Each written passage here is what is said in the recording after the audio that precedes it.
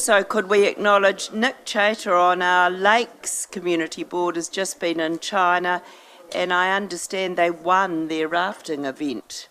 So a champion will return to the council table. If you can pass that on, Phil, that'd be lovely. Right, we move now to, we'll just wait till everybody's at the table.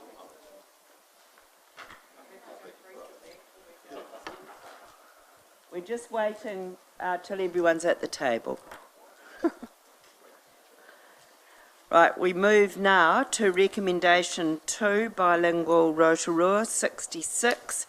I need a mover and a seconder that the report bilingual Rotorua be received. Yes. Thank you. And Councillor Gould, who's learning the reo, seconding. Lovely. We're going to put the motion to the vote. All those in favour, please say aye. Aye. Contrary? Carried. Now, thank you to Taru coming as well with JP in our partnership to overview the report. So, well, if you could set the scene for us first, and then I'll ask for a round of questions. Thank you. Your Worship, and I'm just leading off because I'm authored the paper, councillors, and then I'd certainly be handing over to Taru to add some more detail to what has been proposed here today. Councillors, what I've done is I've responded to the request that we had from Te Tato through their annual plan submission, and it was also raised at both an O&M meeting and an SPNF meeting previously, based on the request that was put out through the media by Minister Flavel.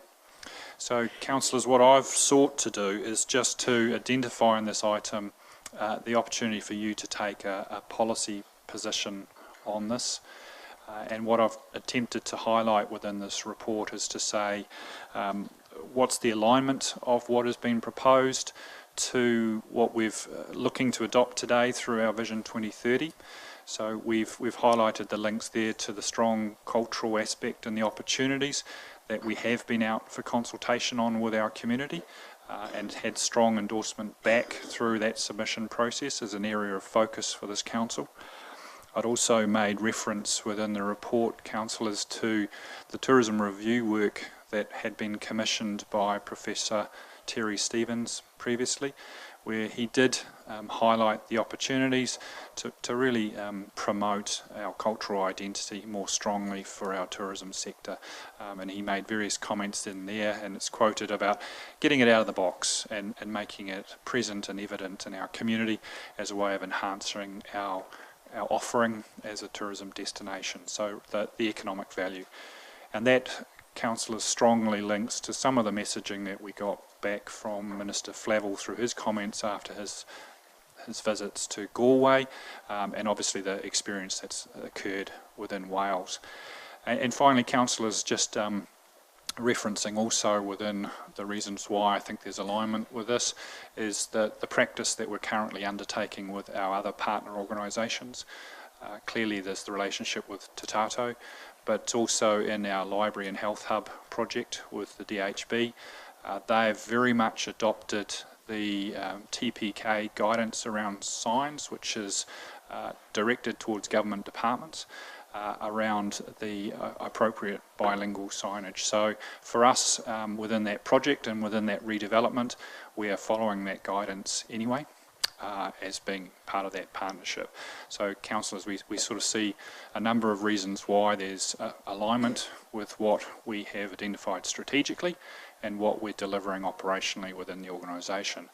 As far as costs are concerned, obviously this focuses on signage and within current budgets that we're currently undertaking, but also probably an extension to that through some of our communications as well. So that's the area of focus for us at this stage, and really it highlights within the recommendation the opportunity there for Te Tato to take the leadership and also to work more widely out into our community. Obviously the Terry Stevens report has been a focus for Rotorua economic development, and they're certainly working through action plans as to how to recognise some of his recommendations within the tourism sector for our community. So, councillors, that's really why I sort of see this as an area that doesn't trip our significance, because it is an area, Te Reo is an official language of New Zealand. We have a good practice guide from TPK around signage and communications, and obviously also it's a plank of our Rotorua 2030 vision and strengths and opportunities that we've identified within that documentation. So I'd just like to hand over to Taru just to add to the discussion. Thank you. E te koro matua, me koutou me mo te kaunihira, ngā mihi mahana ki koutou. Firstly, Your Worship the Mayor and fellow councillors, my add to Tato's congratulations for the recent award, the Judge's Choice Award at the recent LGNZ conference. Congratulations, and it's 2 in a row. And might I remind us that the first one was the partnership concept model. This one was for the mountain biking, and hopefully if this project goes through, we might have a trifecta this time next year. We live in hope. Madam Chair, I'm assuming that everyone has read the paper, so I won't go over what John Paul has said. What I will do is start at a higher level with the Māori Language Act and the government's endeavours to support very strongly the revitalisation of the language. In that act, a constitutionally recognised language alongside English. So it has its legal status in that place. The government have also applied in this budget year a budget of $21 million for cultural revitalisation and the language revitalisation, an area that we will certainly endeavour, and progress is being made on tapping into that space, should the question of budget come up later on, as I expect it may. Secondly, if we follow this pathway, the Minister, as JP has mentioned, has been very supportive, having gained experience over in Ireland and Wales, and come back with some very, very solid stories about how successful that has been, not just for the people of that land, but for the many visitors who go to Wales and Ireland to experience the languages that are there, and recognising the stories that come with those languages. And if I look at and just reflect on Professor Stevens' comments in here, very, very telling. I remember that when he came over a year or so ago, he made this particular statement: get the traditional and the contemporary Māori culture out of its boxes and on the street, accessible and celebrated by all. He also said it's recommended Rotorua builds upon its wonderful heritage of guide training and storytelling to create a global centre of excellence in heritage interpretation based upon these skills and traditions. I'd have to say that, having said that the language is a constitutionally recognised language, number one, but number two, it also reflects in this paper that Rotorua is a great place, already inlaid with some significant cultural stories in the bilingualism that's already there. Travel down Pukuaro Street, Hope Upper Street. What does that mean to people? These were signatories to the other bilingual partner, Fenton. You imagine if we are able to give context to those stories by virtue of raising those names up. So biculturalism or bilingualism isn't a separatist term. It's simply reflecting the history of our people, our culture and place, and bringing it together. If you elevate those to that level of storytelling, there's so much more we can tell about our city. So much more value we can add to the tourism experience here. Right now, you could argue it's flat. We know we go down these streets. But if the international visitors and other visitors knew that they were working within the embodiment of a history and a culture, a bilingual, a bicultural, a multicultural aspect to our community, and those stories were live, there's so much more value we can present in that space. And I'm sure that's what Professor Stevens meant. So we have it there. We also have organisations, government agencies and others that already, to an extent, have welcomed the notion of bilingualism into their particular territories. If you go to the hospital, if you go to the IRD, any other agency in this place, there's already expressed to a degree, we can get better. If we look at what the council is going to do with the library, what are you already doing? The representation of this partnership and the evolution of bringing to life some of those bicultural or bilingual connects, it's all there. So Rotorua can be the first city in Aotearoa to be a bilingual city. The first location is Wairoa, I heard this morning. They've got it out on Facebook, they've announced it. Then there's Otaki and others, but we are the first city. And what a city to do it in, because it's already there. It's already there. And when we look at the cultural tourism elements to Rotorua, look at Te Puia, the second most visited institution outside of Te Papa, our National Museum. And it's culture that brings that to life. And so we are sitting here, yes, we consider ourselves as a centre of Te Aroha culture. We like to think we make a connect in terms of being very apparent as Māori culture. So we are really, really saying to the community and to the council, as your partner, we're very, very happy and be very, very privileged to lead this. We've already been sitting down with the Puni Kōkiri. We've had discussions with JP and some of the staff about some of the internal aspects to this particular project, but we're also looking very significantly to the external contributions that we can get from here. I have a meeting already potentially arranged with the senior executive TPK in Wellington to talk about this. This will be their pilot program if we accept it. It'll be a pilot to the extent that it has significant leverage for the rest of the country in terms of offering bilingualism in the cities and towns around the country. And I'm sure if we're accepted that we were the first bilingual city, then there'll be a lot of attention brought on Rotorua in what we do. I know at the Local Government New Zealand conference that I just attended in support, that there was a lot of attention played to Rotorua in terms of how we're doing our business, to the extent that we were invited as Tatau to present on this partnership and what it meant. And other government agents or government local authorities are also posing that question. So we're under the light here. And this bilingual city approach, to me, just brings practice to that space. We're there around the committees, we're doing our job, we're hoping to influence change and decisions in a positive way, but putting this on the table is a plank, a physical experience, a physical notation that this is really working for all of us. It has benefits for the wider community. So, Madam Chair, with that, I will rest my kōrero. It wasn't specifically drilling into the detail, it's there for you to read, but that's the point of view from Tatau o Te Aroha. Kia ora.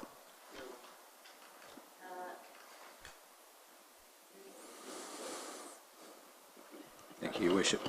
Yes, I do have a question, and I'd signal that I'd be happy to move 2 and 3, but my question was, in point 2 of the motion, and I realise this was the word used in the Minister's release, is the word first bilingual city. Why are we restricting this to city and not district? We're a district council. I think of Manga Kakaramia, Rainbow Mountain. Why don't we make it district? I see Te Tātou's kōrero here mentioned district, and for me it should be first bilingual district. So that, JP, I wondered why.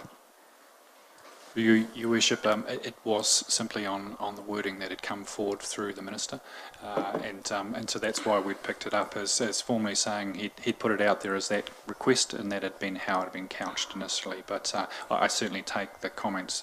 We are a district. I can hear our cultural advisor behind me whispering. Monty, do you have clarification? Well, hopefully. Look, the Minister made an announcement in terms of what he was thinking at that particular time. We're very conscious that that's the announcement. It's up to you as councillors to extend it to the district. And that's part of the decision you're making today, and that's what they've been raised. Thank you. I have a question then, if that's the district, and this isn't a race to the top either. If Wairoa has already announced, what have they announced? That they're a district? Or it doesn't matter? Yes, I think, Your Worship, this is certainly not a competition, no, but it certainly highlights our capability to deliver in this space. Are there any further questions first, before we speak? I've got is, why can't we have city/district? Because we're a city, we've got a city area, and we've got an urban area, which Nongatara is included, I must add, and then we've got a rural area. So I can't see why we can't have the first bilingual district bar city to make us unique. On that, Jeff. Councillors, I think the issue here is that on one hand you're talking about a decision with regards to a policy or a strategy, and clearly that policy or strategy will apply to the district. On the other hand, you're talking also about a potential announcement. And I think to try and claim that Rotorua would be the first bilingual district would be actually improper given the announcements that have already been made. So quite clearly any policy or strategy that should you decide to pass this would apply to the district. It wouldn't be restricted to the city, but an announcement may however be tailored around the first bilingual city. Speak to that too, because I'm constantly reminded by the rural community that they want to feel part of a district. So I do think it could be city in the first instance and ultimately district, but that could be included in the policy work that came back to us. So I agree the first bilingual city, because it's probably the logical place to start, but I wouldn't like those in the outer regions to think of the district that this is exclusively for the city. JP. Yeah. Perhaps if we inserted the words after project in part 3 across the district, then that would signal that we, as a city, will apply it across the district.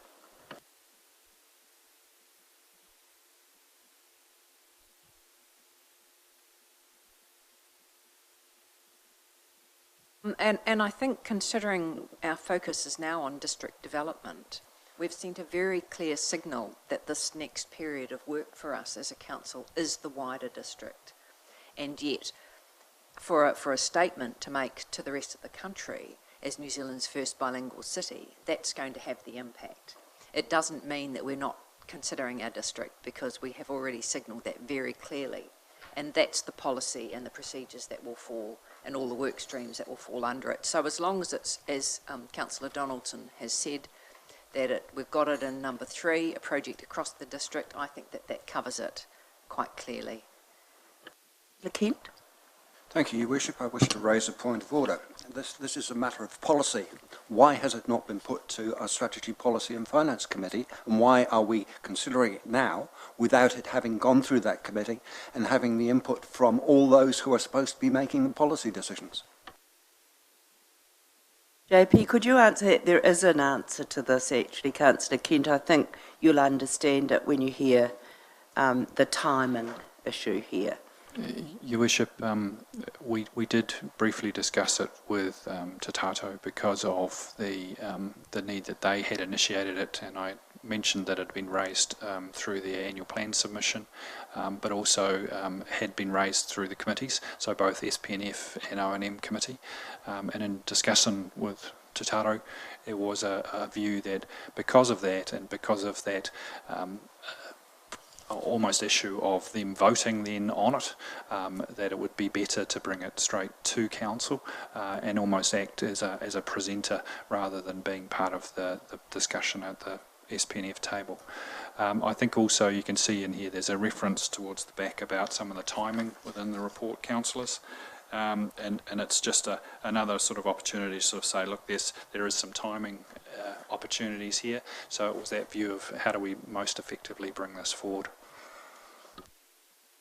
And also that Te Tato or Te Aroa are the proposer of this motion. So it's come from their committee, direct to council, which is not out of the order. Councillor Kent. Thank you, Your Worship. Procedurally, however, it should also go before our Rural Board and our Lakes Community Board, because they are part of making the policy decisions in this council. So I have issues with this. I also have issues when I read through here, and I want to know why, if we're considering putting Te Reo Maori language on our signage around our city, and think very carefully before you start saying district, otherwise the rate bill's going to go astronomical. I have issues when I read in here translation of council documents and so on, and I want to know, why aren't we having Mandarin on our signs if we're going to change the signs, which is where all our tourists are coming from anyway. If we're going to go into the motion rather than... I'm saying procedurally we're doing it wrong. I take exception that I'm doing it wrong. I've accepted a proposal from Te Tato o Te Arawa to come direct to Council. And if you read, if councillors all read item 3 of the motion, we note that Te Tato o Te Arawa's support for this proposal and their intention to lead this project, and that a subsequent report which will detail a program of work and associated costs and funding streams is what will come back to the committees of council. At this stage today, we've received the report, and we are at the moment looking at motion 2 and 3. So it's quite procedurally correct to receive it straight to council from Te Tato o Te Arawa. Point of order, Madam Chair. I think you're absolutely right, because in 2 it states that council support the proposal and that the Chief Executive be authorised to explore options to support with Te Tato o Te Arawa and other key stakeholders. So we're not rubber stamping anything here. We're saying we accept the report, we accept it in principle. Go away, Mr. C, come back to us with the options of a work program, associated costs and funding streams. I have no problem with this at all. I don't think there's any hidden agenda here, which I'm feeling has been insinuated. I think it's a proposal. It's going to come forward, and I applaud Councillor Kent. Chair, I take objection to that comment and ask for it to be withdrawn. Okay, I made no such assertions at all. I raised the issue as to why we're talking a bilingual city when we should be talking a multilingual city. I'll withdraw, Madam Chair, but what I did want to say is that by passing this today, we are not denying the rural or Lakes Community Board or any other stakeholders, as detailed in the motion, from having a part in this process. The motion stands. Te Taru, would you like to speak to a legitimate question from Councillor Kent about multiculturalism? I'll just make the point again and emphasise again, there are 2 constitutionally recognised languages in this country under our constitution, Māori and English. That is the premise that we've used in coming together for a bilingual city. If others have a view that you want to add in other cultural languages, okay te pai tērā, but what we're basically saying is that Māori have a particular constitutional position here, and I'm just recognising that. Councillor Bentley and Councillor Gould. Thank you, Madam Mayor. There's actually 3 recognised languages in New Zealand, the 3rd being Sign. And how do we plan on tackling that problem so that we have all the languages represented? My main concern is costing, obviously. Is the NZTA going to be coming forward with their contribution towards all the street signs and so forth that may well be needed to change? And are we going to get this sort of stuff in a bilingual form? So basically, I can't vote for this in the present sense until I know some dollars and cents. I did hear, I'm not speaking for Te Taru, but I did hear that it's not NZTA with respect, it's Te Puni Kōkiri that's leading this project, and that there is $21 million allocated from the budget for this project alone throughout New Zealand. So if signage, if we put together a business case, whatever comes back, because we don't know what the detailed program of work and associated costs are, then that would be something that would come back to us and we would put in a bid to TPK. Is that right, Te Taru? Yeah, Madam Chair, we have no expectations that this council will be carrying a significant load of resources and funding. We know that there's a level of commitment across cultural sectors of your Vision 2030. We don't question that. The issue for us is pursuing that external funding that's been made available to give heart and light to this particular. If it means coming down to the NZTA, absolutely. If it means we get to that particular position, there'll be discussions with them. But the primary target and the primary supporter for this at present is Te Puni Kōkiri through their minister. And a vote has been provided. Was too. Kei te pai. Trevor. Thank you very much, and Councillor Sturt answered something I was going to ask as a question. He asked it very well. Thank you, JP and Taru, for bringing forward and being very clear about what we're doing here and how appropriate that it be, Rotorua, that we're all very proud of. Oh yes, it's still question time. Oh, sorry, I'll wait for the question, for the motion. You have a question on number 2. When you got Te Arawa and other key stakeholders, shouldn't you also add including the New Zealand government? Because that would make it, you know, when people see that the New Zealand government is behind it, then it's going to be a lot more impact.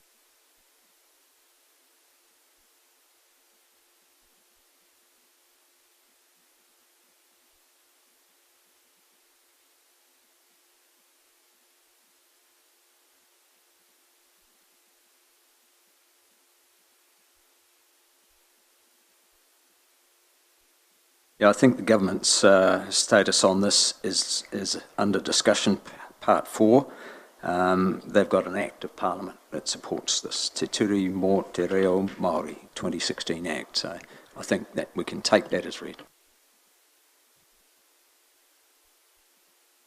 Those that wish to speak to 2 and 3. Councillor Maxwell. Thank you, Madam Mayor, and I support wholeheartedly the motion that been moved by Councillor Donaldson and Councillor Sturt.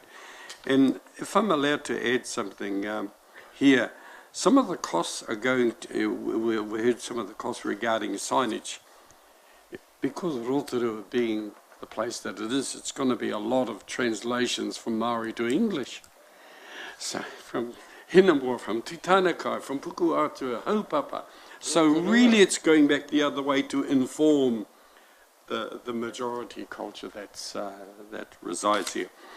I also think how appropriate when we are waiting for confirmation for the Guinness Book of Records that we, Rotorua again, had beaten that French city for the performance of the haka. So that just fits in very neatly on in a global village.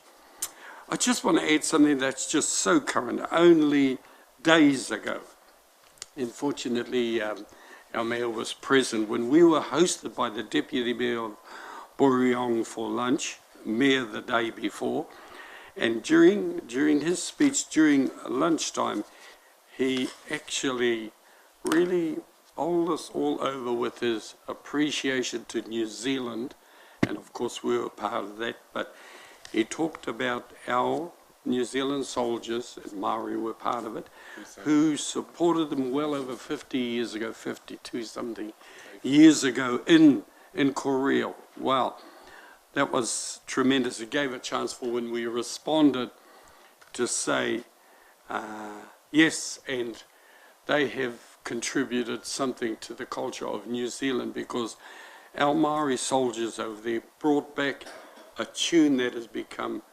famous in New Zealand, and that is the tune to our Maori words of Pō Kare Kare Ana. He was really taken back by this because the whole country as young people, they know that tune. And our Te Arawa performers performed it for him. The next morning he came back and joined us for breakfast, bringing the original words. So already, you know, we can see things developing from this. Thank you for the report, and I hope we get a unanimous support to this motion. Thank you. Madam Chair, I would like a unanimous vote in support of this because I think it's a time that we turned the corner in terms of celebrating the history of Rotorua and telling the stories of Fenton, of Titanakai, of Cusabs, of Ford, of Malfroy, of Erewera, Titanakai, Pukuara, doesn't matter what they are. There are major contributors, both Māori and non-Māori, who have shaped this district and this city to what it is today. And if that is behind the vision of Te Tātou, I'm 100% behind it. And already, if you drive down by the stadium, already the car parks are bilingual. You've got kahurangi for blue, kakariki for, get me right, yellow, green, sorry, and so on. And I drove past yesterday and I saw this and I thought, wow, if that's the stories, or people are going to ask, well, what does that, you know? So we've got some major players in this town, right back to the Fenton Agreement, which we should all honour, the foresight of both iwi and Fenton and his cohorts from the Crown who signed that agreement. We've got a lot of stories to tell. Luckily, they've been documented by Don Stafford and more recently by Cyrus Hingston in terms of the marae, and I think that's all part of the vision and the colour of where we're heading. I thoroughly support this. Yes, I hear what Councillor Bentley's saying in terms of the associated costs, but let's tap into the funding streams that will be reported back to us so that we've got a handle on Tito's stewardship in terms of them driving it and in terms of us having sort of a contribution to make sure it meets the opinions and vision within Vision 2030. So I ask that this be unanimous support.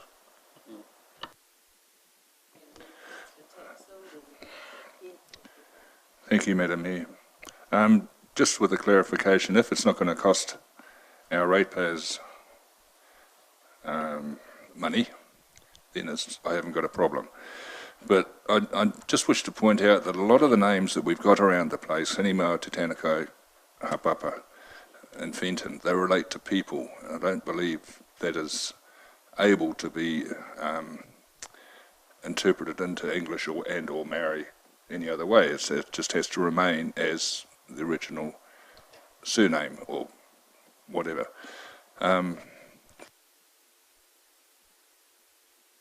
No, he has a legitimate point. I won't say it yet. We'll all have a chance to speak. Councillor Tapsell. Thank you, Worship. Look, I am just absolutely delighted to see this before us. And firstly, I must acknowledge Hawea Verko, because it was Hawea Verko that planted the seed with his kura sign on the school bus. And boy, has it grown, flourished into such an amazing, such an amazing support for this kaupapa to have te reo and English together for all of our community to see. For the past 200 years, Europeans have come here and shared our home, shared our land and shared our hearts, and together we have built this township into something quite wonderful. Outside this very meeting room, on our crest, there's a Māori and a Pākehā, and they face each other for a reason, because like on that, tātou we together. So to have bilingual, quite honestly, I was surprised that we're not already officially, because we know that here, that we always have been. So I'm delighted to have this made official and give support to Te Tātou Rotorua to be able to go out and find that sponsorship and tell us how it should be done. I engaged our community online because although this is a council decision, I believe our community should still have a say. And it reached 12,000 people within 24 hours. And of the locals that responded, 100% were in support of this project. So it's with great delight that I support this and that I see our other council members support this as well. And like I said, I acknowledge Hawea Verko and all those in our community that have supported the Māori culture and Māori language alongside tātou we together. Thank you. Thank you, Your Worship. I share Councillor Bentley's concerns in terms of the economics side of this thing and the open nature of the paper that's been presented to us. I have no issue at all with the Maori being on our street signage. In fact, I think it should be there because that is what we are. That is part of our community. I think because we're a tourist destination, we should also be looking at the same time to put Mandarin on the signs as well, because that's where the majority of our tourists coming to the place are coming from. The issue I have is when I see small print in papers under a policy heading like this, apart from the fact that I still maintain we should have discussed this in the proper committee, is when I see translation of websites and document translations, and when I see translations of council documents will incur additional costs. And that is my major concern, because are we just going to totally replicate everything that we do in Te Reo so that a tiny fraction of our population can actually read it? That is not good economic sense on behalf of the ratepayers, and I think will impact most on the poorer members of that very specific community. So I would like to make a suggestion, because I would like to support this, but I have the reservations. And I would like to just insert a single word. Under 2 there, where it says explore options for support, I would just like to insert the word external support, which makes it clear that we are looking for outside support, not we're going to employ half our staff doing it. I'm not going to accept that, because it's in 3, it says we're going to receive a subsequent report. That will come to a committee that will outline the associated costs and funding streams. That can include any funding streams. So I don't think we need to get into the specifics yet. We're agreeing first to the top level proposal from Te Tato, and then we're saying the work stream and the associated costs and a detailed program has to come to us. No problem with that whatsoever. And we all share your concerns about not adding extra ratepayer costs.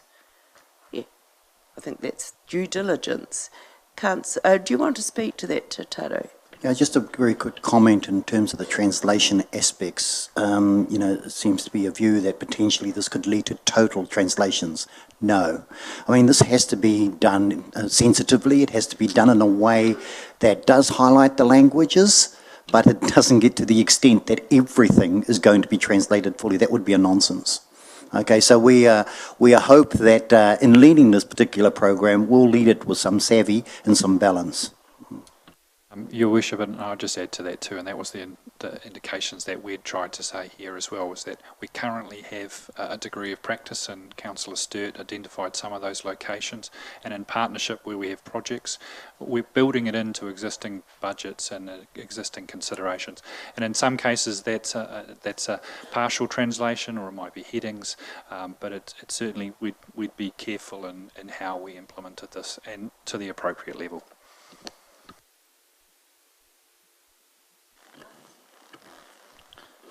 Thank you, Madam Chair. I'm just really in support of this motion. I think it's really very healthy that we are leading a charge in this space. I'm not too warped in the wording. I think when you mean city, you're basically covering, but we can get pedantic. It's not something new around here. And I'm really very excited that and happy that fellow councillor Tanya Tepsel mentioned Hawaii Verco, because I wrote the word kura over here. When I had my restaurant, I had lots of bilingual words in there, and it was quite a fascination for a lot of the tourists. And because we're in such a huge tourist engagement space, it'll be really wonderful. And I think we are sensible enough not to change every signage. It's just where it matters. You know, I tell my kids the story because Javier used to come to the shop all the time, and I tell my kids the kura was like the story about the kura, because I used to engage in deep conversations with him, and yeah, for him to be acknowledged and to go in this space and be leader in New Zealand, to be the first city, I think it's exciting. Thank you. Thank you. I concur with my colleagues. I think this is a fantastic step in the right direction. And for me, I'm really looking forward to the stories that will underpin all of the street names, and that's for English and Māori street, because they are our stories. And yet, at the moment, part of our cultural offering for those who live here, as well as our tourists, has really only been skimming the top. And it's the depth that will come through. And I know when I go to visit other cities where there is bilingual signage, you walk more slowly. You travel, you look, you spend more time there because you are captivated. And so our city will become a city, and I'm expecting that part of it will be the beautification, It will become a city as a destination in its own right because of the richness of the stories and how we portray them. Not only will we have people coming to all our attractions and our cultural shows, but they'll actually come to walk and spend time with the city because they'll feel its heart. They seriously will. And this is an acknowledgement and a step that we are truly embracing our nation and what our nation stands for. So again, we're being leaders. So I thank and recognise Te Tata o Te Arawa for this leadership and for the council, for my colleagues, for supporting it go through today.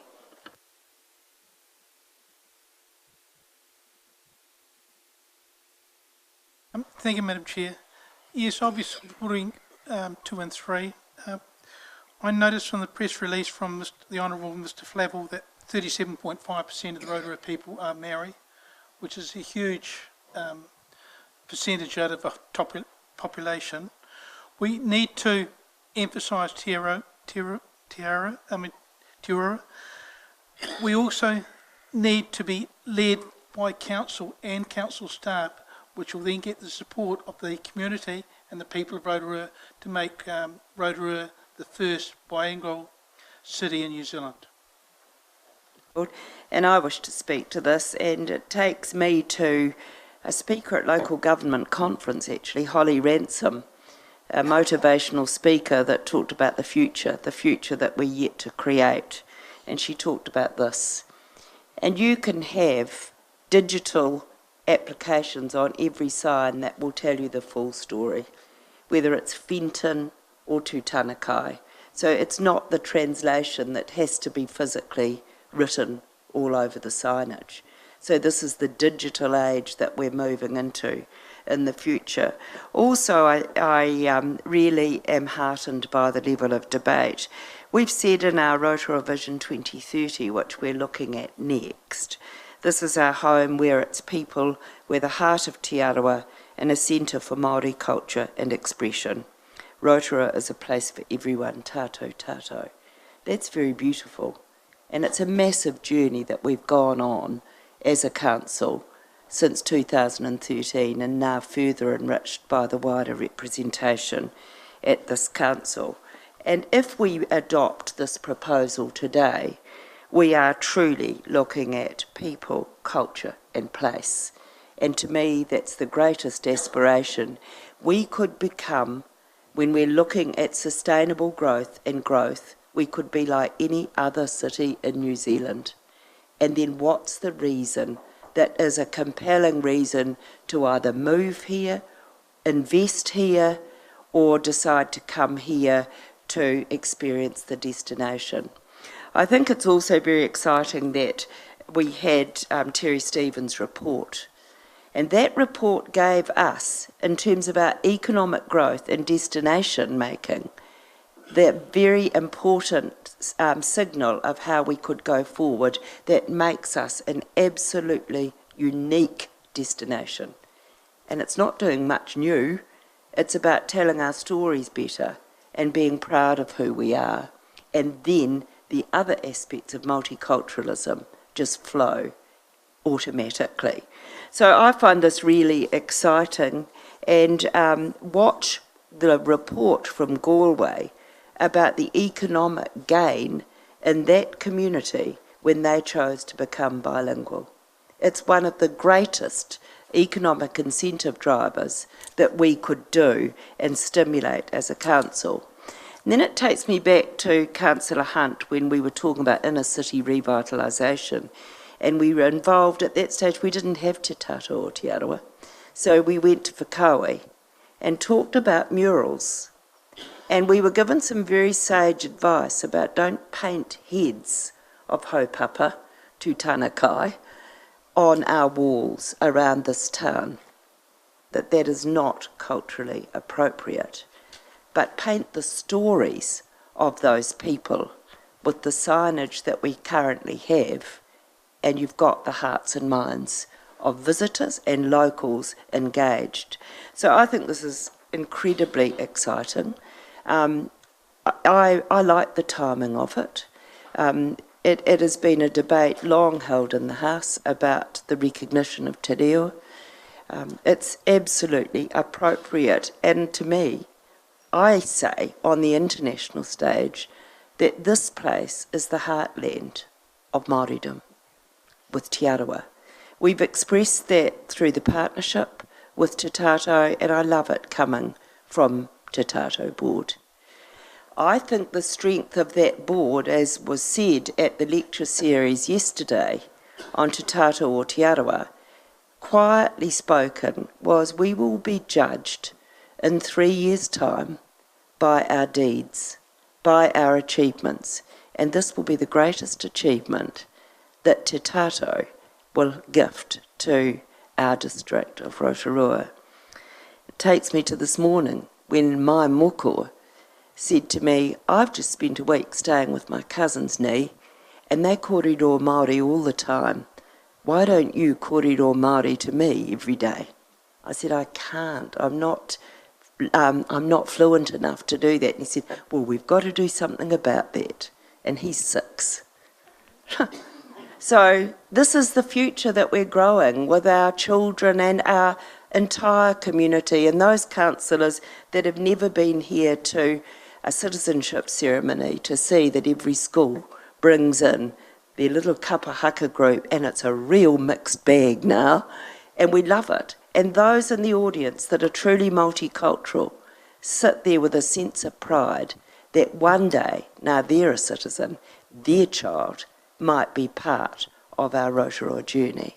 So it gives me great pleasure to support 2 and 3 today. And Dave, you get the last word. Thank you, Your Worship. And like Seconder Councillor Sturt, I'd like to see a unanimous adoption of this resolution. Look, for me, this is a no-brainer. I look at Destination Rotorua's March 27-year snapshot of our $779 million a year visitor expenditure, and I look at consumer perceptions of Rotorua from 53% domestic and 43% Australian respondents, and Māori comes in at 56% of what they perceive Rotorua as being about.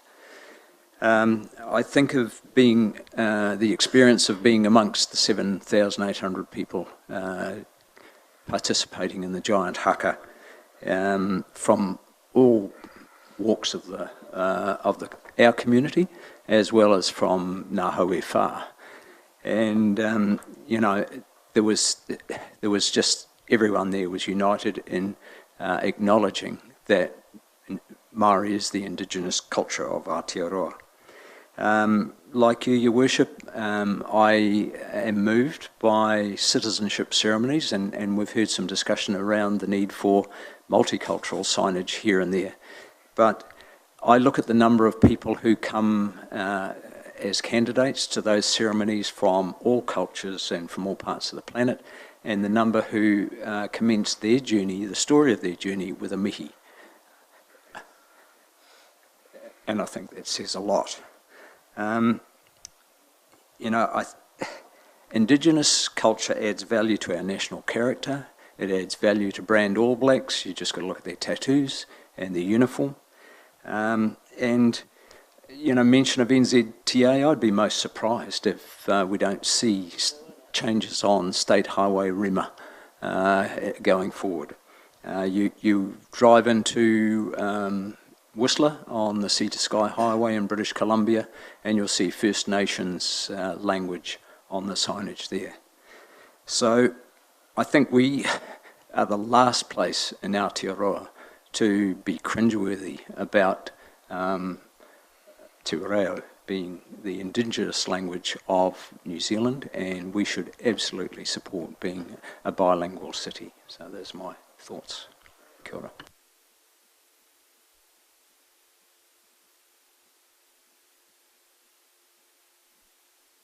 Before I put the motion to the vote, Te Taro is the proposer or the chair of the proposer. Are there any closing words that you wish to make? E te koromatua, e ngā mema o te kaunihira, e hui mai nei I tēnei rā. Ka anau I te mihi aroha kia koutou mō koutou whakaaro, mō koutou kōrero tautoko mō te kaupapa I rungi te tēpu nei. No reira, kei te mihi o te kia koutou. Madam Chair, I'm impressed with the level of discussion, and I think it needed to happen. I accept the comments that have been made by various people around the council table. I accept the challenges there, as we mentioned yesterday in our presentation. Let us be measured by our deeds, not by just what we say. And the reality is that we are all in this together to promote a better community. I don't believe Te Tātou or Te Arawa would ever present anything to this council if it did not benefit the community as a whole. That would be silly. That would not be in accordance with why we are here. We certainly are here mandated by our people to present the best of ourselves, but in doing that, to create the best of our community. We have no doubt that this will add significant value to Rotorua as a community, its people, culture and place. So I want to thank you for your whakaaro, for your thoughts and your support. I'm anticipating following my kōrero. So on that note, ngā mihi anō kia koutou, kia kaha, kia maia, kia manau nui. I runga te kaupapa, I runga ngā mahi o te kaunihera o ngā roto o Rotorua. Nō reira, tēnā koutou, kia ora mai tātou katoa. Point of order, Madam Chair. We've actually had words inserted since the motion was moved and seconded. I think you should just get the mover and seconder to I was just about to say that we've got words highlighted in blue. Are you happy for that? Do you wish to propose that? Yep, happy. Second? Yep. Right, I put the motion as amended. All those in favour, please say aye. Contrary? Carried. What an amazing decision. Congratulations.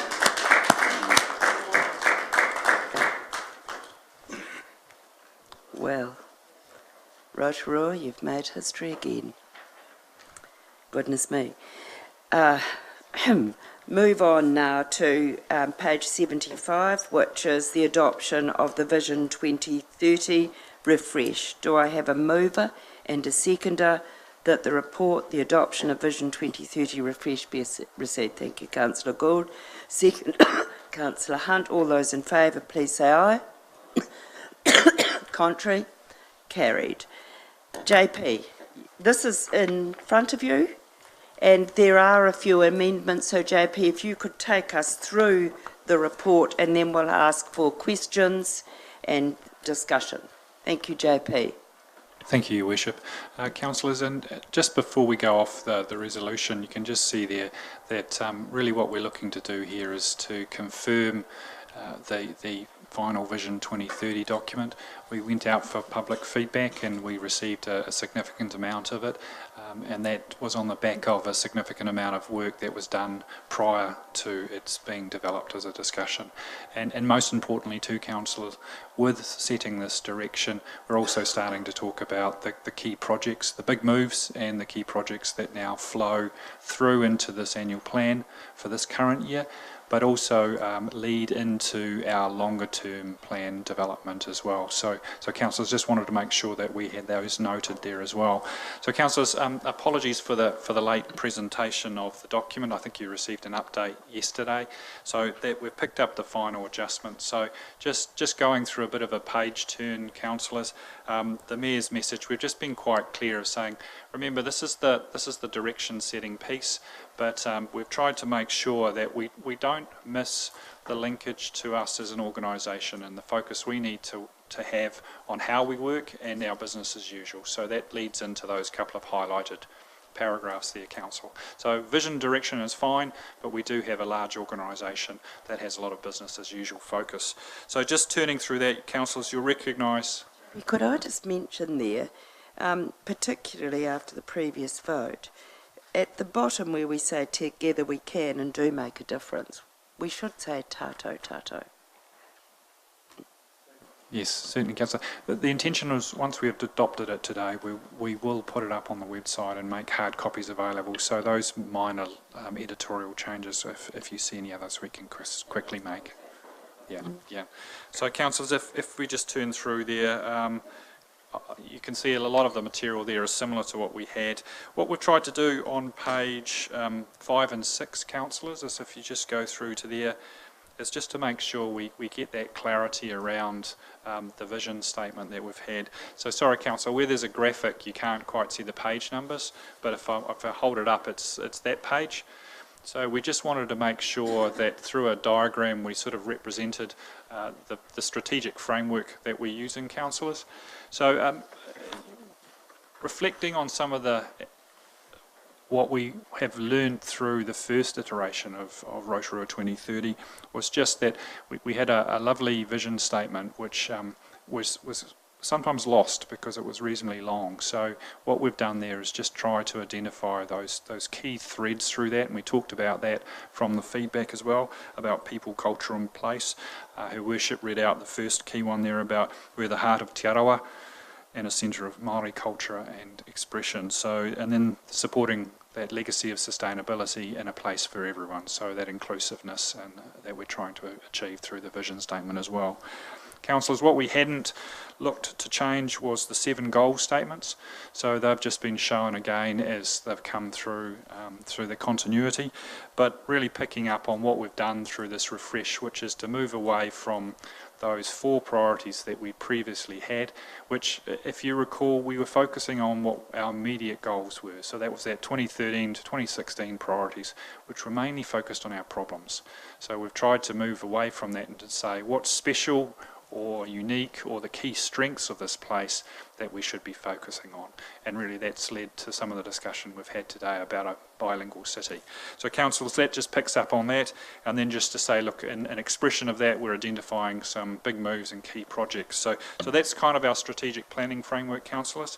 And again, as you turn the pages, Una and I presented the feedback to you in that workshop where we'd highlighted the number of submitters who had suggested some minor adjustments to either the story, we called it, or the strength and opportunity statements. So we've gone through and adjusted those where that was appropriate. So councillor, that turns through the pages through from about 7 through to 10, and I'd like to spend a bit of time just on page 11, councillors. So if you recall, in our previous framework we had identified what we used to call the commitments, and that was really that statement about how we intended to work as a council. We've just put these back in again, so again we didn't use them as part of the consultation exercise, but we've really seen them as having some longevity and have simply updated them. I think if you look at those in about the second paragraph, growing our partnership with Te Arawa, at the time, so 3 or 4 years ago, I think we'd had it listed as saying develop an enduring partnership with Te Arawa, so that had been one of our commitments at that time. So we've now just moved the language forward to say where we currently are, and hopefully that it's growing that relationship and that partnership.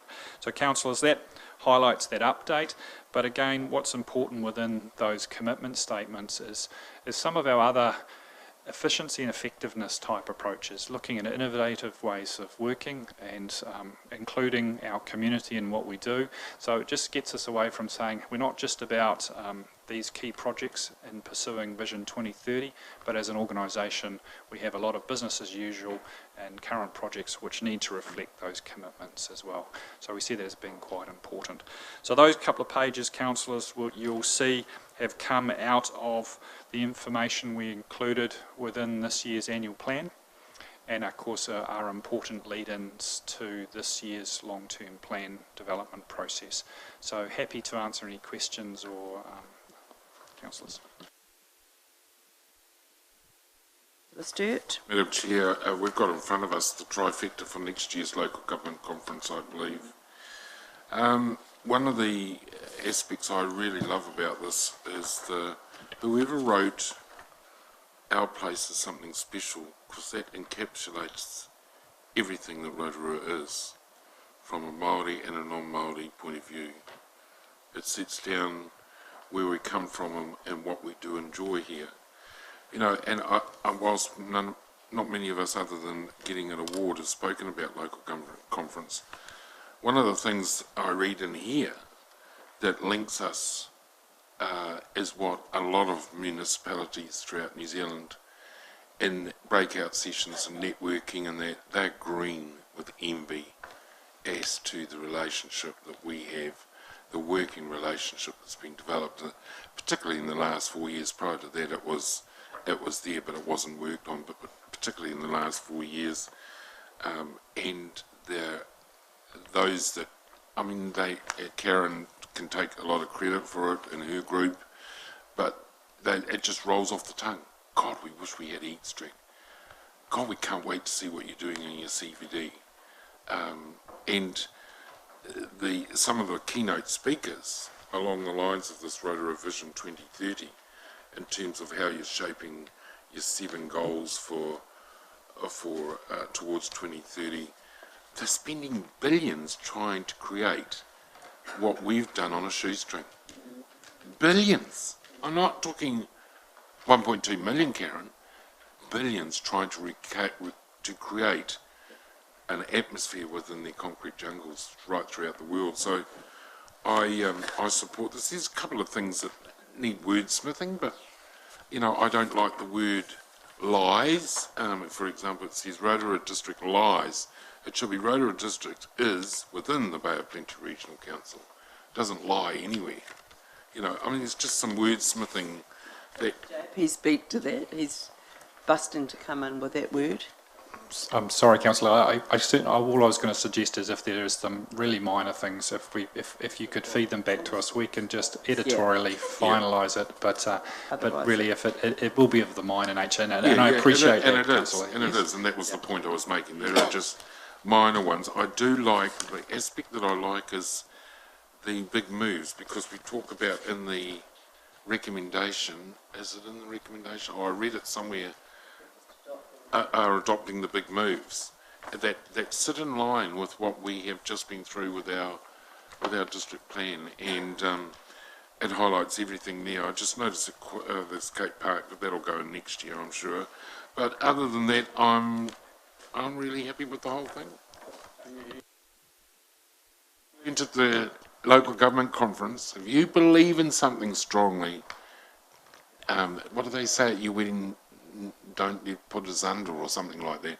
About, just if you have a vision, you think it's the right thing to do, just take people with you and you'll get it. And that's what I intend to do with Skate Park.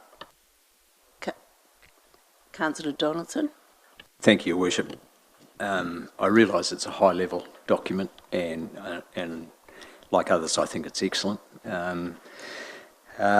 And look, it's my fault. I do have one edit that I really want to speak about here. And again, it came out at the local government conference.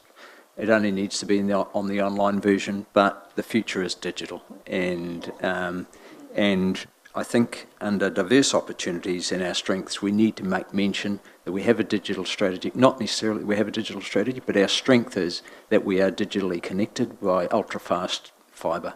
And I think that people who that matters to will be looking online anyway, so we just fix that in the online version, but happy to support this. To JP rather than speaking to every little amendment today. But questions? Yep, Councillor Tips. Thank you, Your Worship. I think this is really good, and as one of the councillors that attended the workshops with students, I think this reflects quite clearly what the community said, but I do think we have missed the opportunity to show and hear somewhere just how much consultation we've done, just to ensure that anyone that reads this knows quite clearly this isn't just council's thoughts, this came directly from the community. Yeah, within there somewhere, because I mean on page 76 of our report, significant numbers that we've engaged with to bring this to this point now. I did also have a question for you, JP, just on page 11 of this in the big moves. In regards to the development company, I know we've talked about this quite thoroughly within council, but just some clarification perhaps, because I don't want people to get confused on a new CCO and what the current economic CCO that we have does, because I do see that with the investment negotiations and working alongside that to grow the district could be seen as what they currently already are doing. So just to clarify for the community and also our staff in that CCO, so they don't have any questions on what their role would be in future. Through you, Your Worship, it's a very good question, and actually I think we've identified that we're going to have a workshop just to traverse some of the opportunities and reasons why we might consider going down the route of a development company of some form on about the 23rd of August. So that's been programmed in. And what we'll do there, Councillor, is highlight some of the solutions that other localities have used. So that there is a wide range of ways of saying, okay, if we've got problem X or opportunity Y, how are we going to address those? And some of those examples where other local authorities have used either repurposed council-controlled organisations or different entities or partnership groups to deliver those. So that starts on about a workshop on the 23rd. So I think the reassurance I probably need to make sure we pass back to our two current CCOs is they have very particular and specific purposes, and we're very much at the beginning of talking about why we might have a development company, and then how others have worked to deliver those sort of opportunities. Now, so we're a long way away from having the answer in front of you, or that might affect them at this stage. Any other questions? Councillor Gould. Madam Chair, page 8, strong culture, we should mention marry tourism, because that's one of the pluses for Rotorua.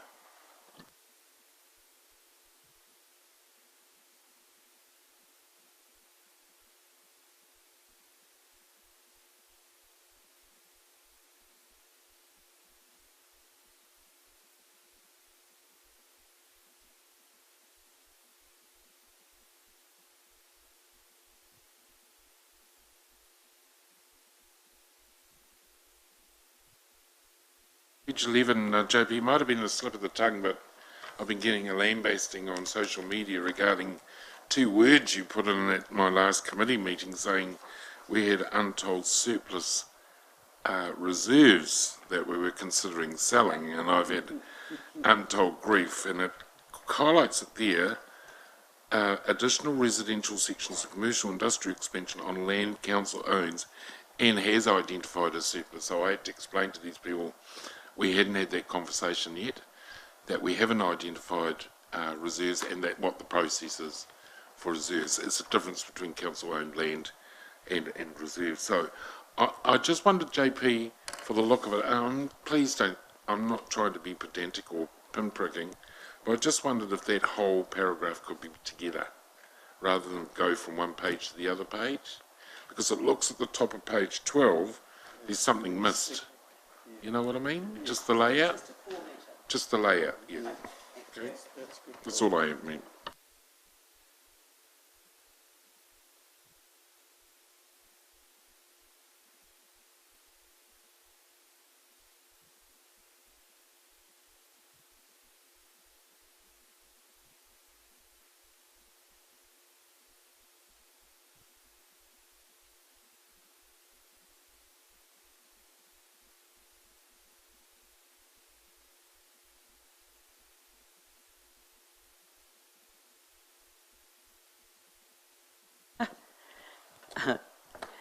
I'll start again.